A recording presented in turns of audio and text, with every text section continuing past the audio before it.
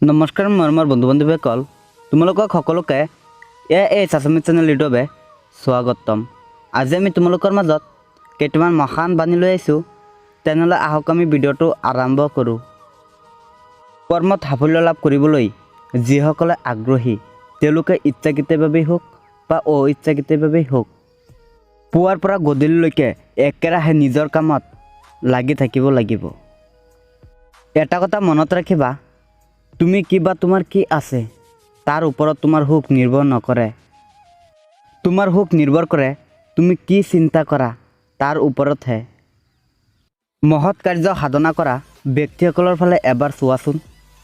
দেখিবা তেওঁলোকে দুডাল লাকুটিৰ সহায়ত আগবাঢ়ি গৈছে। এডাল হ'ল উদ্যোগী মন আৰু আনডাল হ'ল আদৰ্শ। এলেহুৱা মানুহৰ শৰীৰ পেলাই থোৱা চাবিৰ নিচিনা। ব্যৱহাৰ নকৰা চাবিত যেনেকৈ মামৰৰ দৰে কামত নলগোৱা শৰীৰটো সেইদৰেই ৰোগ হয়। ব্যৱহাৰ কৰা চাবি যেনে চকচকীয়া, শ্ৰম কৰা শৰীৰটো তেনে কটকটীয়া। তুমি যদি সৰহদিন জীয়াই থাকিবলৈ মন কৰা তেন্তে বহি সময় নষ্ট নকৰিবা। আমি যি জানো সি অতি সামান্য, আমি যি নাজানো তাৰ সীমা নাই। সফলতাৰ পিছে পিছে দৌৰি নুফুৰিবা।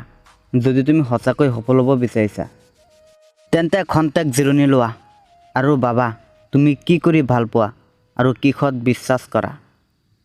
দেখিবা এইবিলাক সফলতাই তোমাক খেদি ফুৰিছে। এগৰাকী সফল আৰু এগৰাকী অসফল ব্যক্তিৰ মাজত থকা মূল পাৰ্থক্যটো হ'ল সফল ব্যক্তিগৰাকীয়ে তেওঁৰ ভুলৰ পৰা সদায় শিক্ষা লৈ আগবাঢ়ে। নমস্কাৰ মোৰ বন্ধু বান্ধৱীসকল, তোমালোকে যদি এতিয়া চেনেলটো ছাবস্ক্ৰাইব কৰা নাই প্লিজ ছাবস্ক্ৰাইব কৰি দিয়া আৰু লগত এটা লাইক কৰি দিয়া। জয় আই অসম।